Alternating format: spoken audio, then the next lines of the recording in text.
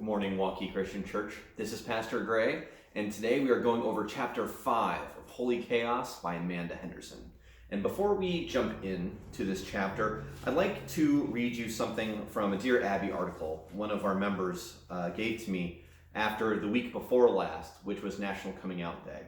And why I announced National Coming Out Day before service, and she thought about that and gave this to me. It's a cutout of the Des Moines Register. And this is one of the stories on there. It says, Dear Abby, my husband and I raised 2 sons and 2 daughters. One son and both daughters married well. Our other son, Neil, is gay. He and his partner, Ron, have been together 15 years, but Neil's father and I never wanted to know Ron because we disapproved of their lifestyle. I was 74 when my husband died, leaving me in ill health and nearly penniless. No longer able to live alone, I asked my married son and 2 daughters if I could visit each of them for 4 months a year. I didn't want to burden any one family and thought living out of a suitcase would be best for everyone. All 3 of them turned me down. Feeling unwanted, I wanted to die.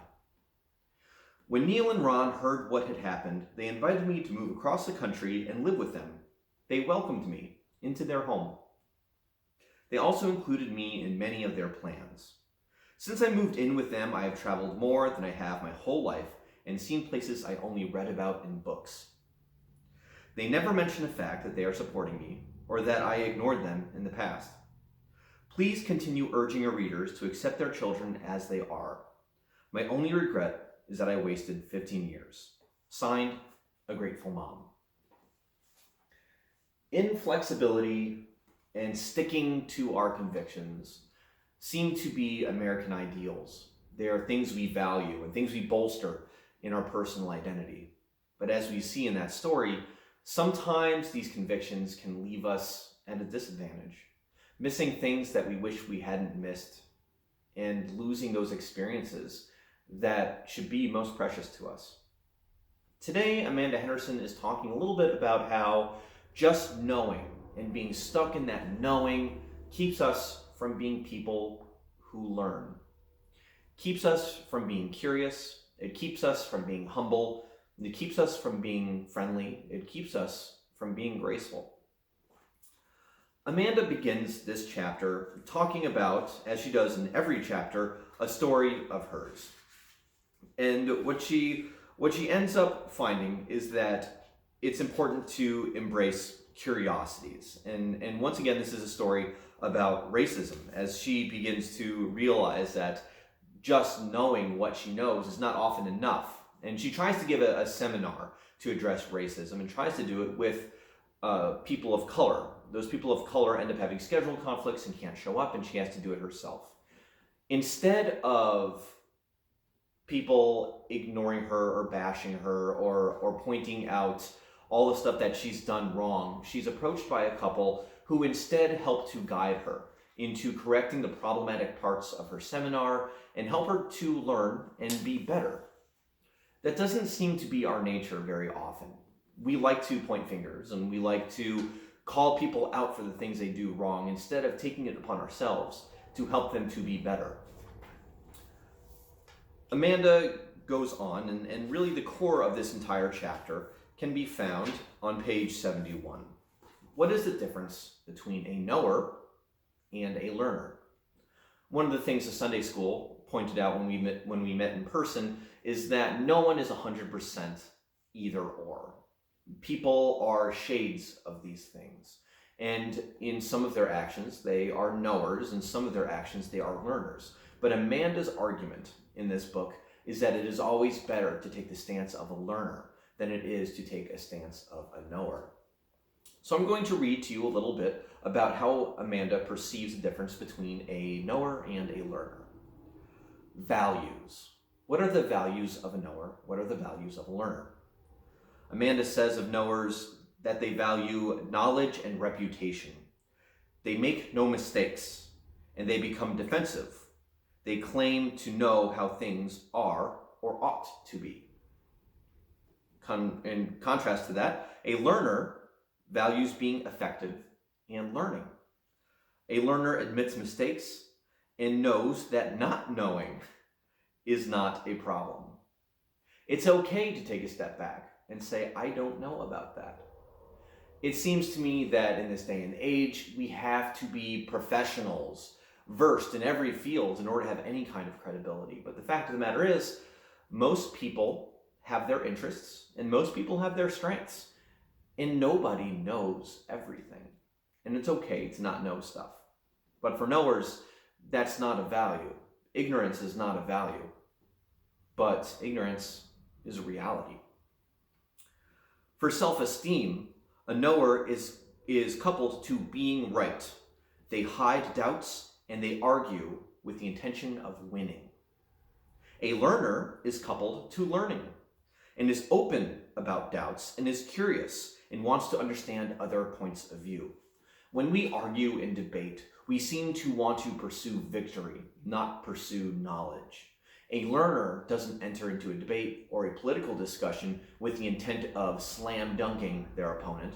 Instead, they enter because they want to see how the world is through the perspective of the other person. We should all be more open to this perspective, to wanting to see and interact with a different worldview than our own. Not to win, not to claim victory over another person, but to build up our own personal experience and see what the world truly is. As far as attitude, Amanda says that of knowers, they are rather arrogant, and that their opinions are presented as facts. A learner, on the other hand, is humble or serving and offers opinions and views as options. When I was working in Colorado, I was in a cubicle. And on the other side of my cubicle, there was a gentleman who was hyper politically charged, and he loved to speak his views, but he would present them in a way that was not open to interpretation or open to discussion. Things just were. The government was just bad. These things are just bad. This religion is just bad. These people are just bad. This race is just bad. America is just good. My Christian values are just good. This is just good. They weren't open to having a conversation about it. Instead, they wanted to slam dunk on the people around them. And they came at it with facts and figures and books and inputs and interviews and YouTube videos. They were well prepared, but they didn't ever care about learning what other people felt or other people experienced. All the statistics in the world does not absolve the pain and suffering that other people feel. So it's important that when we start to engage in these kind of conversations, we take a back seat and we listen twice as much as we talk. It's important to value the other people as other people, not just as a sounding board for our own views. As far as approach, Amanda says of knowers that they are what they think, and that disagreements are personal attacks. For learners, they are reflective, and disagreements are learning opportunities. Have you ever been approached by someone and they had a political or religious opinion that was far removed from your own, and when you heard it, you couldn't believe it, and you got hot in the face, and you felt this surge of anxiety and energy and anger because you knew that they were wrong, and you couldn't believe that someone like that would think something like that, and you took it personally. It's a strange sensation, especially considering that these issues of policy and public movements, they don't really have a lot to do with us. They might affect us a great deal, but our say is only one of countless voices. We don't direct any of these programs. If someone engages you in a topic about abortion, for example, and you become offended because their stance is different from your stance, is it worth becoming angry about? Will your anger and your rage make the topic of abortion sway in your favor? If anything, people seeing you becoming emotionally compromised will only strengthen their own resolve. What if instead we took the back seat and we listened and we ask them curious questions without any intention of trying to trap them or trick them, or without citing all of these things that we know and throwing it at them in order to overwhelm them, just listening and thanking them for talking to us. That is what a learner does. They see this conflict as an opportunity for growth, not an opportunity to fight. Learners and knowers, which do we want to be? The disciples of Christ, the denomination of Christianity, seeks to be learners, though we stop short of telling people what it is that they ought to be learning. We should be people who are very studious, people who open our books and read constantly and interact constantly and discuss constantly. But it seems that our church is not immune from the problem of being knowers. It seems like we like to have our stances and dig our heels into the ground with what we know at the expense of everyone around us. Being a learner is not to be passive. Being a learner does not mean that you can't know anything. After all, racism is wrong. Genocide is wrong. Murder is wrong. These are things that we can know. But if someone approaches us, let's say about a topic like capital punishment, their perspective of that might not be murder, but ours might. So the question becomes, how are we going to react? Why not open our ears and open our hearts and open our eyes and really engage in a discussion for our own benefit to learn where they're coming from? They might have a point, and even if they don't have a point that satisfies or changes our hearts, perhaps it tells us something about them and where they came from. Perhaps we can become better friends to them. Perhaps it tells us something about their values and those things that speak to them, and then when they are in a place where they are in discomfort, we can show up and comfort them. That is what it means to be a Christian. Not to argue and complain and wage a war that says that we're right, but rather to be gentle, to be kind, and to be compassionate, and to offer that shoulder to cry on and that listening ear that is not tinged by rightness or wrongness or correct or incorrect or factual or infactual, but rather just is in the moment. That is what Amanda Henderson wants us to be, not bogged down by our convictions, but uplifted by our convictions.